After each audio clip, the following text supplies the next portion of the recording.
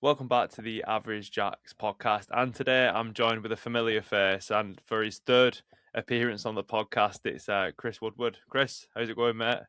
Good. Yeah. AKA Cole Yeah, Pitcock. I was just Yeah. thinking that then as I said it, I should probably give the Instagram and the social media handle, which people probably know you better of. So I think last time we spoke, you'd obviously done Wigan to Wigan, which was backpacking from Wigan where we're from in England to Wigan in the Philippines, and it was backpacking across 15 countries. Correct. And, Yeah. if anyone wants to listen to that and sort of understand that, well, the Odyssey's just come out, and it, so it was a bit like your Odyssey, wasn't it? So like traveling all them countries and all them situations and different outcomes, you experienced so much on that trip, didn't you? So I think anyone that wants to listen to that should go back to the first podcast and Definitely. get a 100%. feel for, because I think we filmed that when was you in India when we I filmed was that in first? Delhi in India, yeah. So I was Yeah, what, I think I was 4.5 months into 6 months journey. mental. 180 days in total. It's when I was waiting on my visa to get out of the country because I overstayed it. I was Yeah, waiting for yeah. an exit permit and they won't let me. So yeah. So yeah, if anyone wants to check out that, and then the second time we sort of recapped when you finally finished that journey, because like you said, it took you 6 months, didn't it? So it was quite the trip. But last time we spoke, you was planning on walking Hadrian's Wall, and then you did the iron ore train. But first, before we get to the iron ore train, what was walking Hadrian's Wall like? It was, again, something else I always wanted to do. And when I got back from India, and I thought, what do I do? And within 2 weeks of getting back, just got itchy feet and I just wanted to get out. So I thought, what can I do next? So I thought Hadrian's Wall. Mm. Did Hadrian's Wall. I was going to do it over 10 days. It took, what did it take? 5 days, 6 days? I can't remember. And I was joined by a guy I met in Greece called Graham. And he came all the way up from London and walked the wall with me for 3 days, which was great to have company along, and it was really nice to walk with him. Yeah. So So when you was doing that, like obviously we spoke about it last time, but just to remind people and refresh the memories, what brought on Hadrian's Wall specifically? What was the significance of doing that one? so like I say, it was just it's something that I've always wanted to do. Mm. I got back from the Philippines, flew back, and I was just here back in Wigan, and I thought, I've got so like I had, I was technically homeless, I had nowhere to live, I had no job, and I just thought, what do I do? And I thought, do I want to go back to a 9 to 5? Do I want to start renting? And I lived like the previous 8 months, just backpacking around and just living life and enjoying, the cultures and seeing the world. And I thought, I don't want to do this. So I thought, I'll go walk Hadrian's Wall, yeah, and see how I feel after it. Like I said, it's always something I wanted to do, and that was like the easiest thing to do. And I could think about what I wanted to do next after that. And then next you decided, to do it in true, coal-pit to coconut fashion. Yeah. You picked another mental sort of trip. So can you explain to people the iron ore train and the four countries through? It was Africa, Yeah, wasn't it, that it went through? yeah. So again, it was another thing on my bucket list. I saw I saw a YouTuber do this maybe 12, 13 years ago. And basically, the iron ore train is a train that is 3 kilometres in length, and it runs 700 kilometres from the man in the Sahara Desert all the way to the port in Mauritania. It's 700 kilometres, and every single kilometre of it is through the Sahara Desert. And I thought, it's somewhat crazy, but I've always wanted to do it again. Just it was on the bucket list. So I was going to go out and just do that one, but I thought, you know what? Rather than do that, I might as well do Morocco, Mauritania, Senegal, and the Gambia all at the same time. So I landed in Morocco, and I flew into Morocco, and I went all the way through the four countries mainly by hitchhiking, just up, just using a piece of cardboard and a pen, and just getting. I could have paid local transport, but it was just better meeting the locals and doing it for free. Yeah. It's so ballsy when you think about where you are, what you're doing, and there's such a level of vulnerability that you have to put yourself into, and I mean, it's true testament to sort of your nature and like the trust in, you know, humanity. But like, what goes through your head? Is there ever any sort of, you know, dicey experiences where you think, shit, I'm in the middle of nowhere here, and I'm putting my faith into other people? Yeah, 100%. So, like Mauritania, the road systems there, it's one way in, one way out, and getting from one place to another. Here you can cover that distance in probably 2-3 hours, but there, because the roads are so bad, it'll take you 6 to 9 hours to do it, because like I said, there's no proper road systems there. It's just there is tarmac roads, but when you're going off track, off piste, if you want, it's all just bumpy roads, so you're not getting any sleep. You're packed in like sardines into a minibus with 12 old people. There'll be 20 odd people in there, and there'll be Wow. goats with goats on the roof and all the luggage. You know Fuck what I yeah. mean? And, Yeah. and because they're going so far into the desert, all the supplies are on top as well. Water and God knows what else. It's just anything and everything that they can transport in there, and they're packing it in as much as they can to get that journey through. Yeah. So what was the standout experience in Africa? Like what's the Uh, first thing that comes to mind? so the Mauritania Iron Ore train by far. Mm. I was on that for how many hours? 18 hours. I was on that from start to finish. But from the starting point, because uh, my transport to getting to where was my start point was late by 2 hours, I'd missed a train by an hour. So Yeah. therefore, I had to wait in this small, dusty town for 24 hours uh, in this cafe, because there's no hotels or anything like that. You had to wait in slept there, ate there, uh, and I was there for 24 hours. And then the last meal what I had there, I ended up getting food poisoning from it. Fucking hell. But luckily, I didn't. When I was on the train, I didn't get food poisoning. I only got that afterwards. Yeah, Because when yeah. you're on that train, you can't eat food.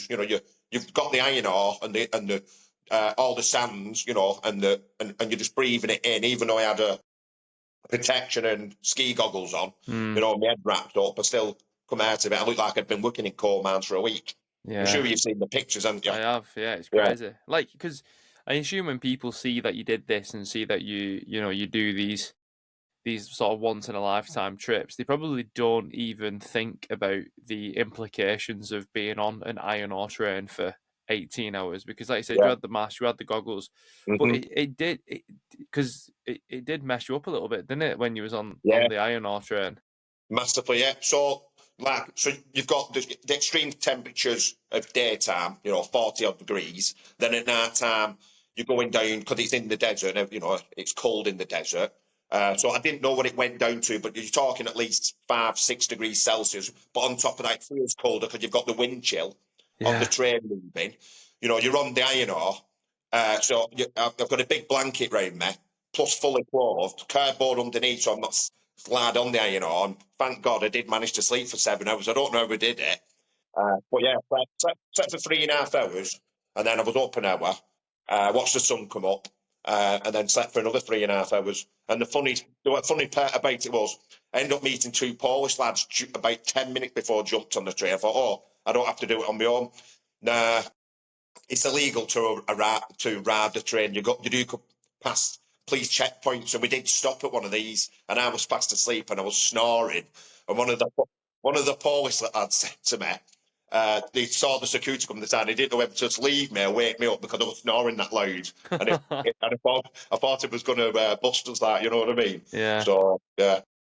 So what do you do on an iron ore train for 18 hours? Like, obviously, luckily, you were not luckily, I imagine that you've done all this before, you've traveled on your own and that, so you could have handled your own company for that time. But what it's not like you can like knock about a football while you're on there because you're traveling on a train in the middle of the desert. So you have to be pretty switched on to your Yeah, surroundings. So just what do you do? you know what? It's so like watching the sun come up over the Sahara Desert. Watch at night time. There's no clouds there. Watching the stars, watching the shooting stars. You can see absolutely everything. It's something that I'll probably never experience again, unless I see the Northern Lights. Going Mm. up to Scandinavia, and then watching the sun come up. another experience. And then just sitting on the side of the iron ore train carriage, like I said. So I'm going to explain to people, we weren't sat in a public carriage like you would here. We were sat on top of the actual iron ore itself Yeah. in the carriages.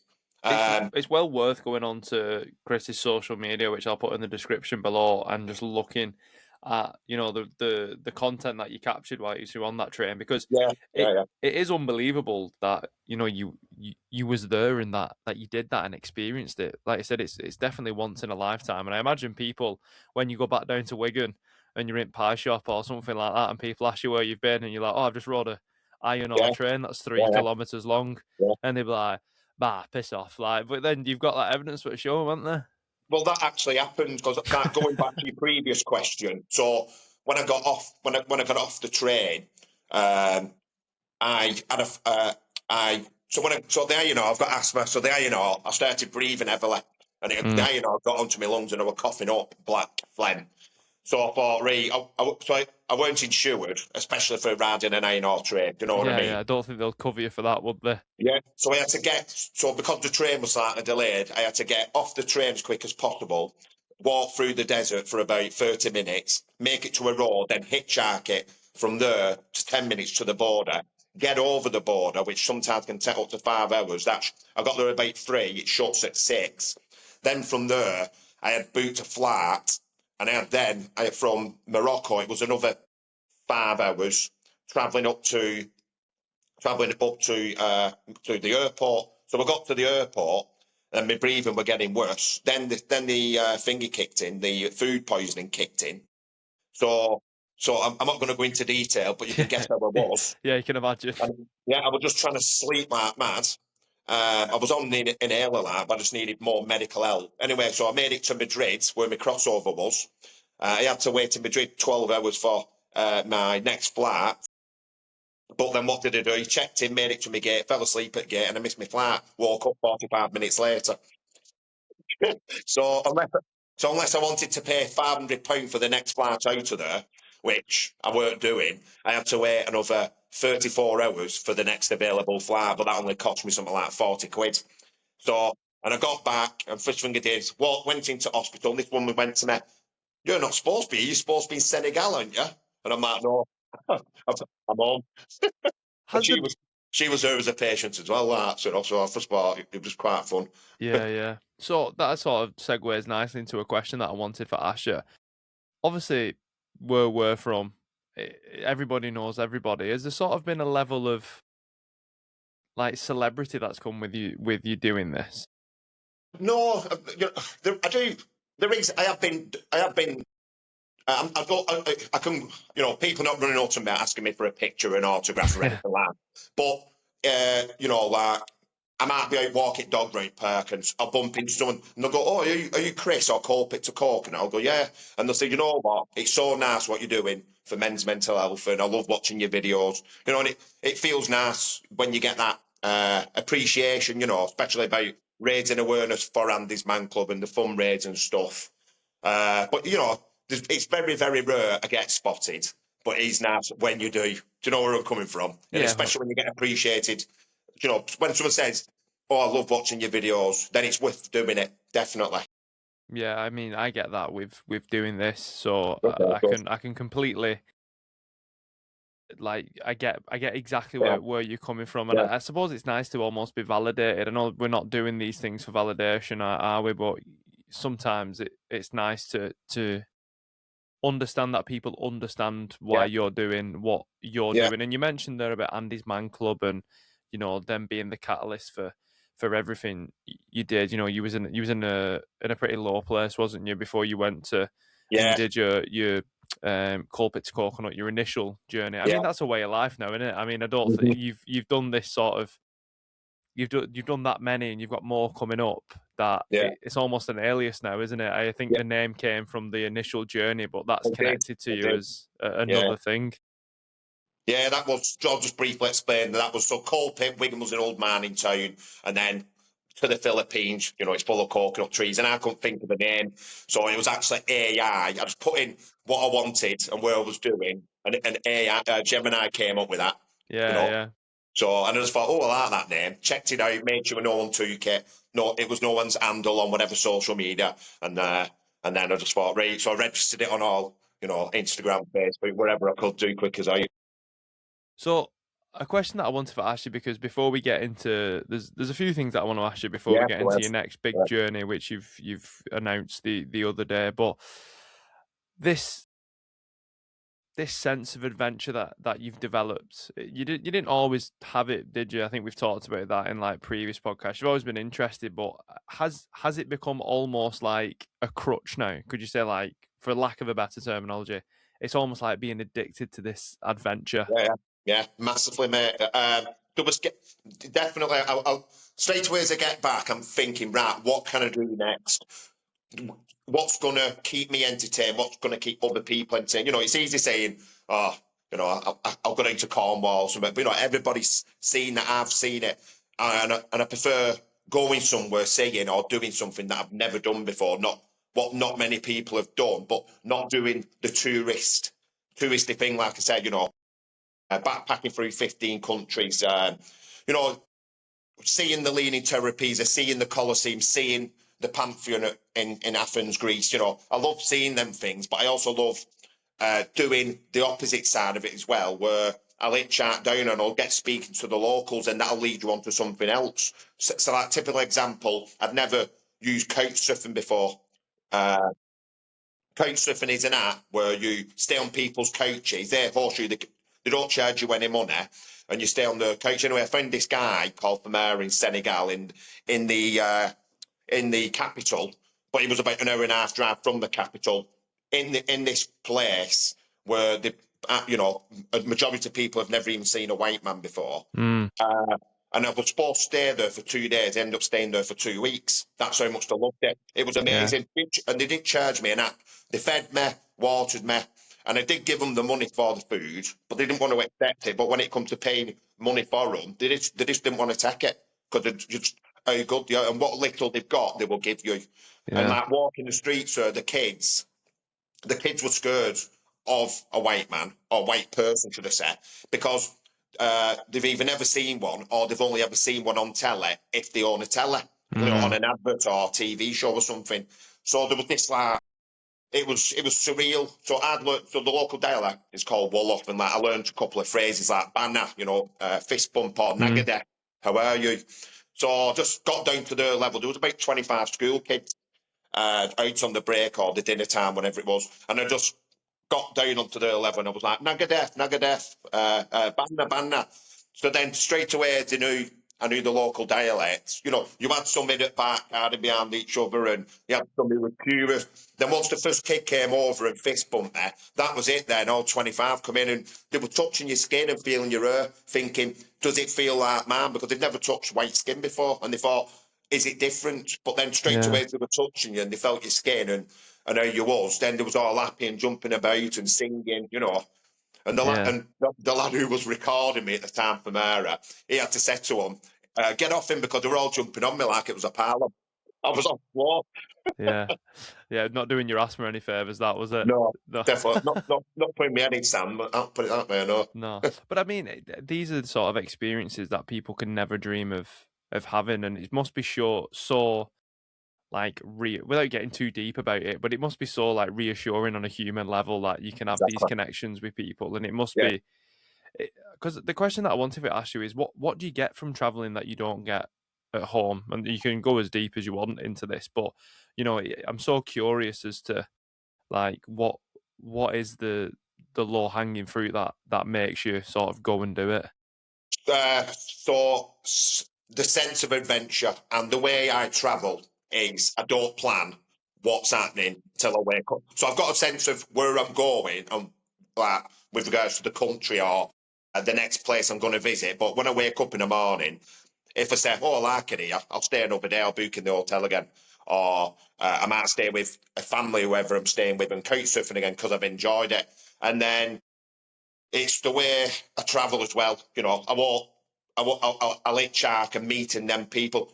Seeing, you don't know what's going to happen, and a sense of adventure, and seeing the different cultures, and seeing the local food and the religions of that country, learning the local dialect and how things operate. It's just, you could say, well, that's not for me, and I might go to Egypt and I'd rather spend 2 weeks in an all-inclusive resort and never leave it because everything's there, and I get that. But to me, if I went to Egypt, that even though that's the holiday that I used to do, I would do that again if I wanted a break, yeah. But it's not something that I would optionally choose to do because that's for me now is not travelling. My travelling is waking up, feeling good, and getting out there and just seeing what happens. You might say, "Oh, I'll go walking down the street." Where was that? Walking down the street in Mauritania. This is the second time when I returned back to Mauritania after Senegal. Walking down the street and there is a Brazilian embassy. And I was just walking down for go and get water and shop. These two guys come out. "Well, are you, mate? Are you okay?" I said, "Yeah, pal." I said, "Oh, you're Brazilian embassy?" He said, "Yeah, yeah." He said, "Do you want to come and play football with us?" He said, "We need an extra person." And I said, I don't know who this guy was, but he's got his bodyguard behind him.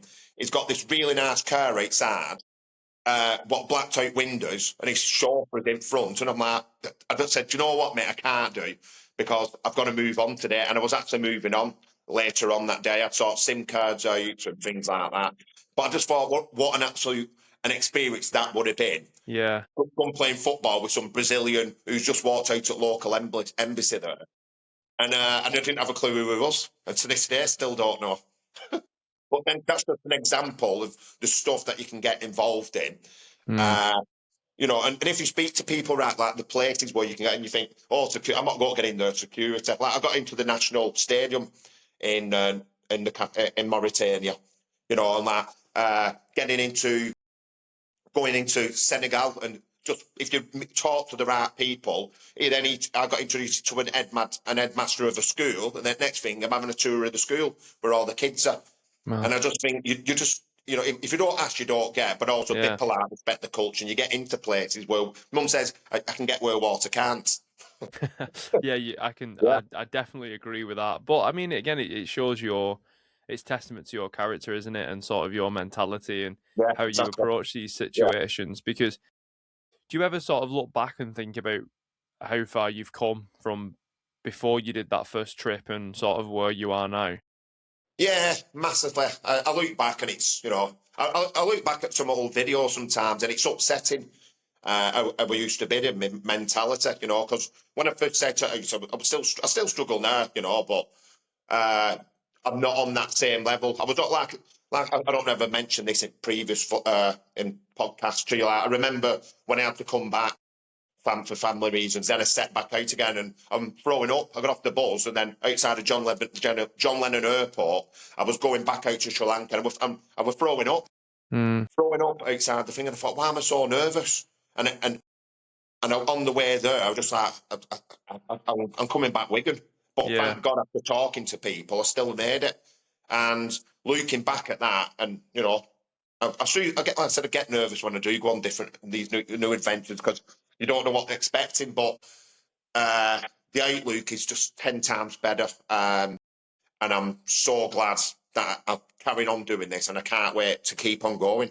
And there's so much more to see out there, and nothing's going to stop me until, I don't know, mate. Either something kills me or I break a leg or something. Yeah. I don't know. I'm sure neither would stop you in your tracks. You try your best to get out of both of them, I'm sure. But like, it's great, mate. I mean, when you talk about these things, you can see the passion and the energy in it. And you talk there about looking back and reflecting on where you was at the start and how you're different now. And do you think, because there's obviously a lot of discomfort in the way that you do this, there's a lot of mental toughness, physical toughness, like you say, you're hitchhiking, you're walking a lot, you're probably putting your body through things that it would never have to go through when you're back in home England. It might not be home to you anymore. You might be, like I say, a bit of a wandering spirit. But do you think that discomfort is where you've grown most? Yeah, it's one thing traveling does is it's a mix. One thing traveling does, it gives you a lot of time to self-reflect, but it also keeps you busy to where you don't think, gives you time not to think as well. Mm.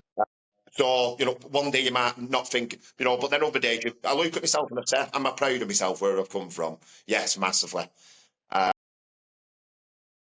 Friends and family are as well. And I'm still the same person. I'm the person that I was. I found myself again to be the person that I was before I set out on the very first journey. Mm. And that person will always be a person when I was at my lowest, and all I was doing was getting drunk and I was locking myself in my flat, weren't speaking to anybody, weren't seeing anything, or anybody. And I was like that for 2.5 years, 3 years, until I started attending Andy's Man Club. And then from Andy's Man Club, that's where I got the inspiration and started feeling better. I thought, I've always wanted to travel, so let's get out there and do it. And that was like that was like me pulling myself out the comfort level and my medicine to make me feel better. Traveling is hard, especially when you're on the move every day. It's not absolutely shattering, and you constantly got to keep on the ball. There's lots of different scenarios that you're in, and you're constantly moving, you're very little sleep, and it is hard, but that mentally doesn't affect me in the way I was. It's a completely different one, but I buzzed off that. It keeps me going to the point where I just like, it was with it, everything. And I would never, if I could change, if I could go back till I set off, when was it? November 2024, I would not change a thing that I've done, whether it be bad, good, bad, or what have you, because things happen for a reason. Do you know what I mean? And I'm here now, third podcast with you, mate. Yeah, and I appreciate you sharing that experience with me, because it's great to see sort of you just every time we've done it and you've been in these environments, these mental crazy different environments that you put yourself into, you just your energy's different every time, and just sort of there's like a newfound, there's like not a newfound person, but like you have this like, and it's just weird for explain, but like, you can see it in you. You can see the change that it's done to you, and like the new way I live my life. Yeah, 100%. And like, obviously, we've spoke.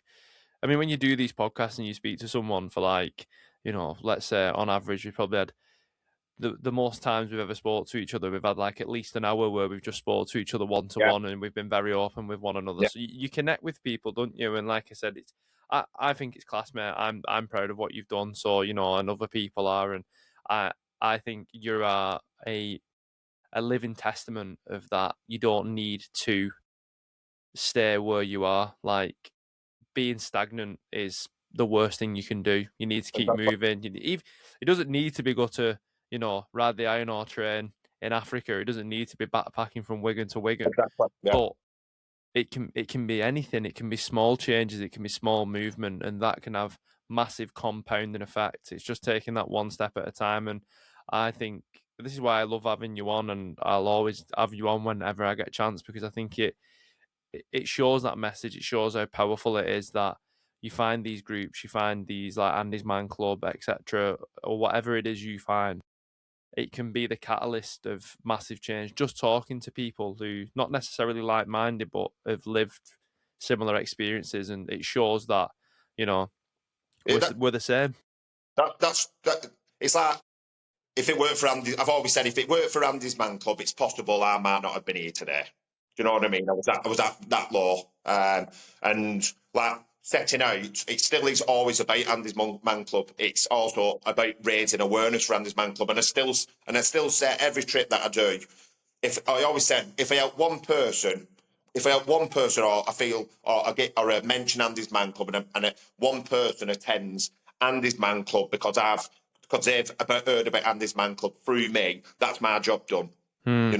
But about multiple people, I get every trip I do, I get messages depending on whichever platform. Hey mate, can you tell me a bit more about Andy's Man Club, or how do you deal with this, or can you talk to me? And I always say, I'm not a doctor, and I can't tell you what to do, but I can tell you my experiences, and I can tell you what Andy's Man Club is, and what happens within Andy's Man Club. You know, and people say thanks. Some attend. Some people I talk to them for weeks on end. Other people I've had, you know, wives and girlfriends of people who's messaged me saying thank you so much for helping my partner, the way you've spoke to them. Yeah, and I mean, again, even When you read stuff like that, it's amazing. yeah, and even if Yeah, one person was impacted by what you did in a yeah. positive way, Mm-hmm. how amazing is that? Even if it's just one, but like you said, there's multiple people that have, you know, benefited from you. And like I said, you're not a doctor, I'm not a doctor, but we do this and we try and spread these messages so people can, you know, again, it's relatable, it's lived experience. You know, you can go to a doctor and it can be very sanitized and it can be very sort of Exactly. ticking boxes, but when you do this and people give you their first hand accounts and then you listen to what you've done and where you was and where you are now, you think, well, fucking hell, what isn't possible? Like where's the limit? There isn't one. You can There you turn go. it around. So like, you know, There you go. fair fucking play to you, mate. I think it's class what you do, and you know, I'll always be a massive advocate.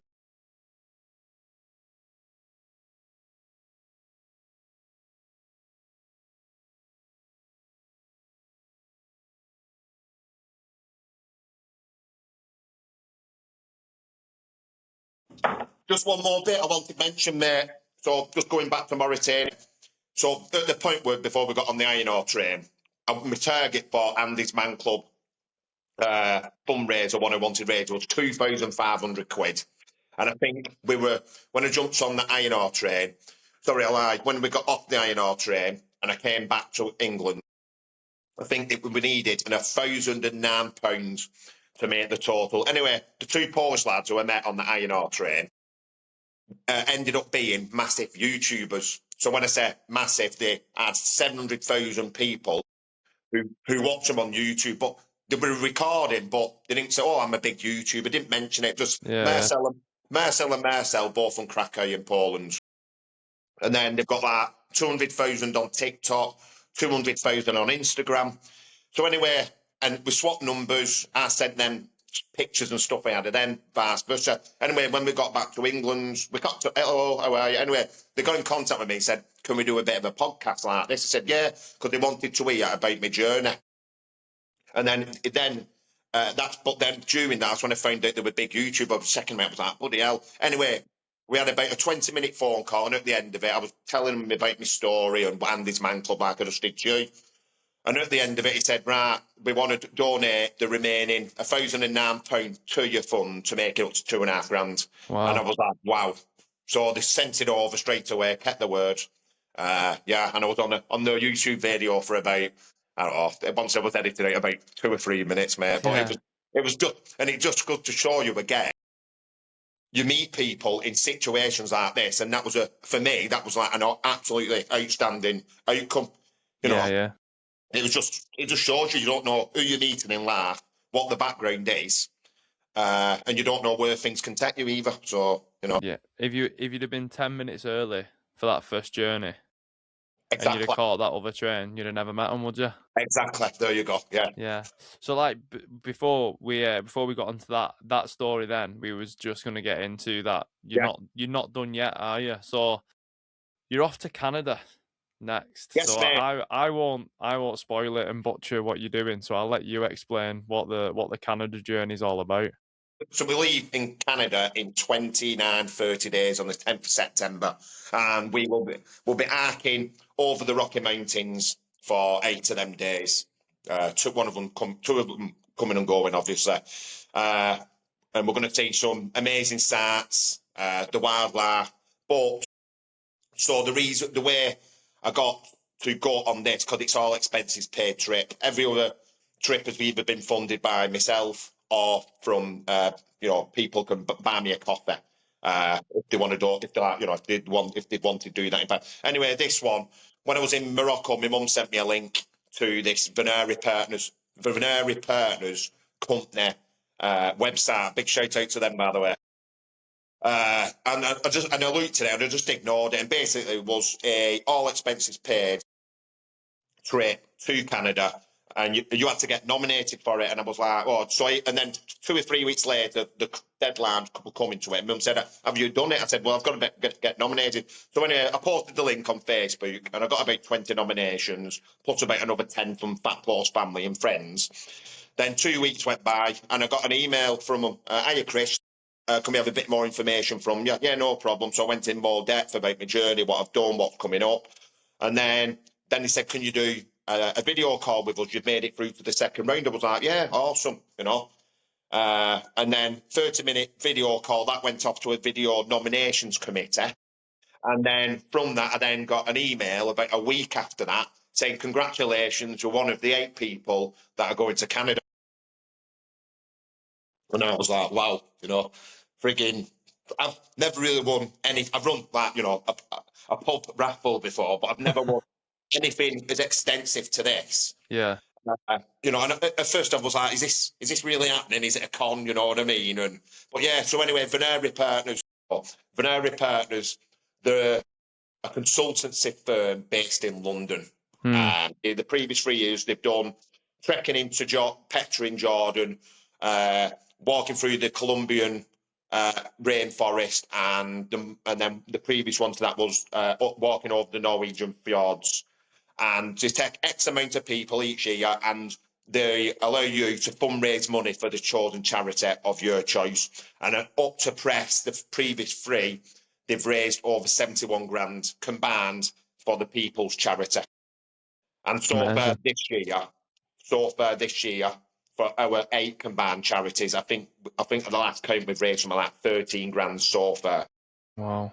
It's amazing that, you know, you've found yourself in these situations, and it's just, again, it goes back to you don't buy a ticket, you can't win the raffle, pardon the pun, obviously, like the pub raffle you won. But when you got this and you got through them first sections, I like the fact that you was like, oh, I've never won anything, because, you know, you've earned it. You know, you've put yourself in these situations in the past, and, you know, you fucking backpacked 50 countries, rode an iron ore train, done X, Y, and Z. Yeah. So I love that. I love that mentality of it's still something that, you know. Because look, you know, there was hundreds and hundreds of applicants. I'm sure every single one of them got nominated, and, you know, someone thought that. But it was nice to be picked because of what I'd previously been through, done. And going, and what I was doing at the time going forward. Yeah, so it's one of them again, isn't it? It validates it. Yeah, yes, it was nice to be appreciated, and someone said, a nominations committee panel said, I think Chris should be one of the 8. There's not, and you know, to have that feeling. Yeah. And there was hundreds of people. There was maybe thousands of people who applied for this, wasn't there? Thousands, mate. I don't officially know. All I know is that there was. You know, there was hundreds. There could have been thousands, you know, to make, you know, just to be selected and to be one of the 8. And we met up in London about a month and a half ago. But we all met up in London. Then we've done the odd Zoom call as well since, and I met everybody, and it's going to be great. So there'll be 8 of us going. Two people from Venari Partners representing the company who work for them, and then we've got a leader as well. So there'll be 11 of us in total going, and we'll be hiking during the day, different amounts, different days. Some days we'll be hiking up, you know, thousands of meters over the hills. Other days it'll just be flat walking beside the lakes, and I just can't wait to get out there. But Venari Partners, it's like I said, they paid for everything, flat. You know, all the package trip when you're there, your meals. They've even provided the kit for us. Wow. If you've not, you know, obviously I've done backpacking in the, you know, so I have got majority of the kit, but anything that you don't need, they've paid for all of that. Yeah, and I think it's just amazing. You know what I mean? I don't know how much it's cost per person to go, but, you know, flights and all that package, you're talking at least 3,000 to 4,000 per person. Yeah, it's significant, isn't it? And that for a company to do that for the last 4 years, and do that, you know, the guy who owns the company, what a legend, you know. How good are Venari Partners? You know what I mean? And it's obviously something that they enjoy doing because they've done it for the 4th year running. So, you know, big shout out to Venari Partners. Thank you so much. Yeah, big shout out. unless you was in this situation, you would never think there was a company out there that would do something like this. Nope, And then, not gonna point. when you see it, you're like, wow, how Yeah, class is that? I yeah, know and it's you're like, a part of it. yeah, and like you say, we're so lucky as well because my mum found out to this because it was one of her mate's daughters had already put an application in. Mm, She told my mum about it and recommended it for me. And then my mum told me about it. mm. Otherwise, I would never have known about it. But same again, my mum had to chase me up about it 3 weeks later. I won't have done it, and I won't be going on it. So Something that interests me about this one, it's not one that is in your control. It's probably the most regimented one that you'll have done, yeah, wasn't it? yeah, yeah. And that Oh, it's not. just strict schedule. Yeah, yeah, Yeah, definitely. yeah. How do you feel about that? Do you know, like not Uh, being not a lone wolf because obviously you've yeah, integrated yeah, community and the cultures that you've experienced over your last journeys, but this time you've got a bit of a pack going with you, and I imagine it's different to prepare yeah. for entirely. The team meeting them, everybody seems to have gelled straight away, and everybody's going to get on. But it's like I already know that the way I am, I just open up, chat people's heads off because I can speak, I can talk. I can send a glass of eyeball sleep and I'm also loud. Yeah. Sharing a tent with someone at night, it's all going to be a brand new experience, and like the speed I go at, I'm a fast walker, and Mm. for me mentally, having to say, right, I've got to slow down. I've got to slow down. I don't know. Do you know what? It's going to be It's going to be a learning curve for me, and it will be. Everything will work out fine, I'm sure. But I'll learn something new about myself, like you said, because it's going to be an organised trip. We're going to have guards there for watching it for birds and mooses and things like that. We're going to have bird spray. We've got to do all this training, but I'm looking forward to it. Yes, massively. It's going to again. This is going to be something different that I've never done before. Yeah, and I think your ethos is all about experiencing new things and putting Exactly. yourself in. I think again when you listen and you see the social media, you're not doing it easy. You're putting yourself in these hard situations, but the resilience that you've developed by willingly putting yourself in these, like willingly choosing to go to Africa and hitchhike your way across, like that is most people wouldn't even be comfortable hitchhiking to the end of the street, Oh yeah, and then it's you're yeah. doing it there. So is is is it just this thing of like how far can you push yourself and how far can you move the needle away from that person Uh, who you in was a who way, started? yeah. But once when I first travelled through Europe and I was camping, right, because Europe's expensive. Once I start hitting, the further I left, the further I was away from home, the more I started enjoying. I was opened up talking to people and started learning, getting more in depth. Like typical example in Greece, I booked this hostel and I landed in Athens that night. Late on, and I was ringing on the doorbell, and the guy came up me and attacked me from behind, saying, "Why are you ringing my mum's doorbell? Why are you ringing my mum's doorbell?" And I was like, "I've got a booking here." And he was like, "Oh, come in, come in." I thought, "You've just attacked me, pulled me to the floor. Why am I ringing your mum's doorbell? No, you want me to come in?" I thought, "No way." Anyway, we had a bit of a row because I said, "I'll just go to booking and get my money back." And then so I went back to the place where I was previously, where I got a taxi from, and there was a guy there, and he said, "What's happened with the hostel?" He spoke in English, and I was like, and I got a bit upset, and I was like, "Oh, this guy attacked me because I was ringing on his doorbell, but I showed him the booking, and and he was like, 'Oh, don't worry,' and he ended up putting me in his place of work where he had a bed in this spare room, and he left me there all night, uh, you know." I locked myself in. He said, "I'll be back in the morning." He came back with breakfast. And then his daughter picked me up and took me to a proper hostel. Yeah. And that's just goes to show you was it just and that's you can get yourself in these situations, but you can also get yourself into the brilliant situations, and it is risky. Mm. But that's how I like to travel, and it won't be for a lot of people. It would not be for them. Yeah, and I think you've always been honest about them. Like you put the video on, obviously, because you had the issues in Europe, and you've mentioned about that there.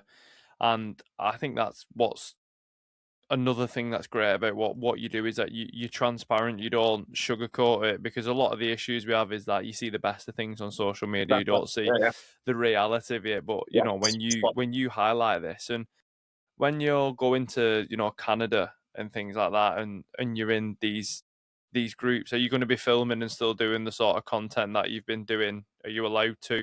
Yeah. Basically, get as much footage out there. Sort of obviously. So this one, it's only 8 days, so I'll be recording and a lot more segments and posting a lot more, because normally I just record a video, edit it, and then do it each day. But this one, these one will be more shorts rather than a long journey, because we're only there for 8 days, so I want to have as much impact and post as much as I can about it in a shorter period of time.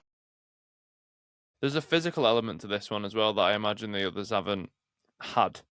So has that been like a worry that you've had to maybe prepare more physically for it? And So I know, so we're in a WhatsApp group, and I know lots of people are hitting the gym, people are running, people are going on long walks and things like that. But so have I been training for it? No, but I know I'm all right doing it. You know yeah, what I mean? I never trained when I went doing all the trekking through, backpacking through Europe. I didn't train for Hadrian's Wall. You know what I mean? But I know, mentally, I know I can do it, and physically, I know I'll be all right.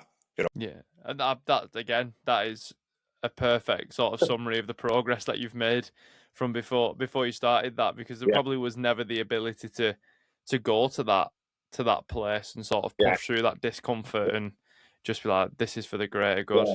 and do Physically, that. physically, I'm physically fit. I'm in prime of my life at the minute. I'm getting older by every day. You know what I mean? But I don't think I know I find it hard, but that's another challenge that's a part to me. And hopefully there's no iron ore in her either, No, which will mate, no, it's which going to allow be just yeah, bears and mooses for yeah, contend with. yeah. But Well, I googled deadly animals, and I think the one that probably can get them worst and thing kill you you. could have done. Mountain lions, cougars, and I think there was about 15 dangerous animals. So Yeah. so it Ah, should be fun. yeah. It's another experience, isn't it? Yeah, yeah, yeah. So looking ahead, is there anything in place after Canada, or are we Yeah. looking past the point? No, so two. I've got I've got two ideas. So originally, well, one of them got put off till later on next year at the minute. So I had two ideas. I was going to come back now, and then in January, February, March next year, I don't know yet. I was going to go do Bangladesh, Northern India, uh, Pakistan, and Afghanistan. So, people say, bloody hell, Pakistan, Afghanistan, well, would you go in there? Yeah, yeah. Doesn't faze me at all. Is it dangerous? Yeah. Can the UK government help me for going to Afghanistan? No. Once you go in there, if you say you go in there, they will tell you, once you're in that country, you're on your own, there's nothing you can do. But I've read up lots on it, and if you go in there and you just respect, there is no issues whatsoever. Hmm.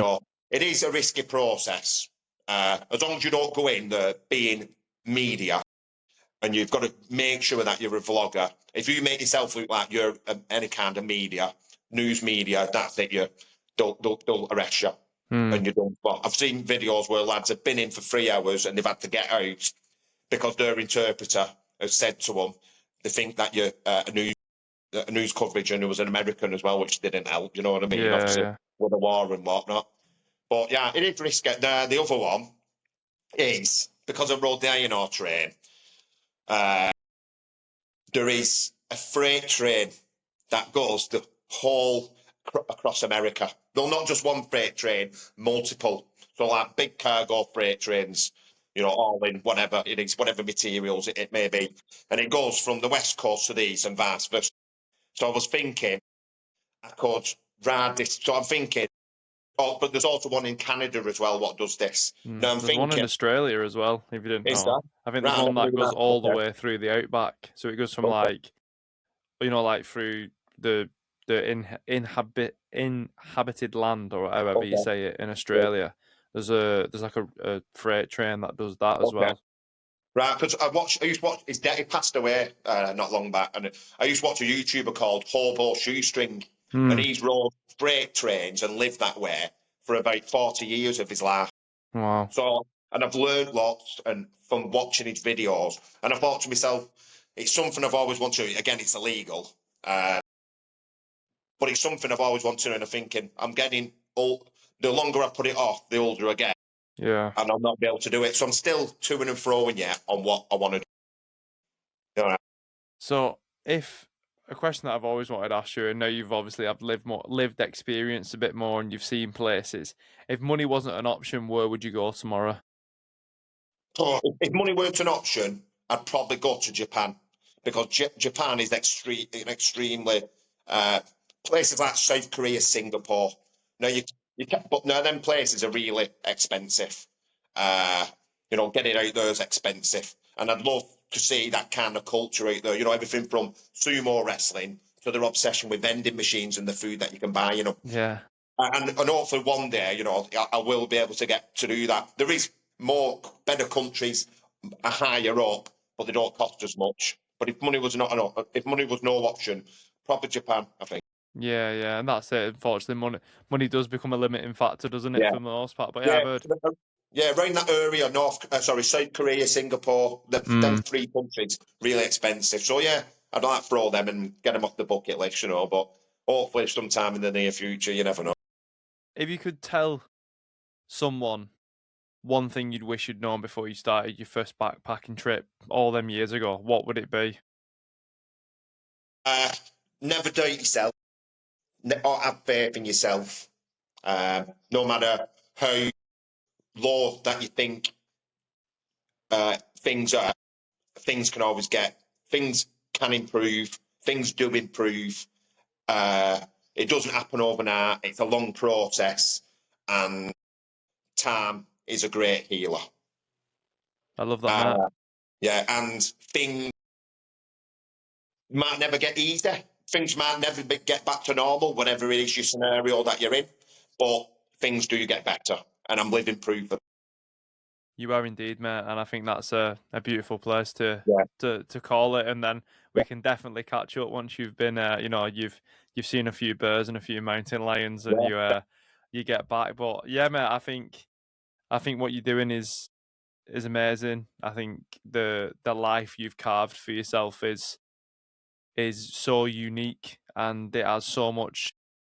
There might not be millions of subscribers or thousands or whatever like that, but I think the impact that you're having on people's lives and the message that you're delivering is important. So, mate, you've got a big fan here, and I know people who have listened to the podcast we've done and think what you're doing is class as well. So long may it continue. Yeah. Culprit to coconut. Let's see Yeah, where like we we are say, next mate, time. Andy's Man Club motto. You know what I mean? It's okay to Yeah, yeah, talk, but it's okay not to be okay.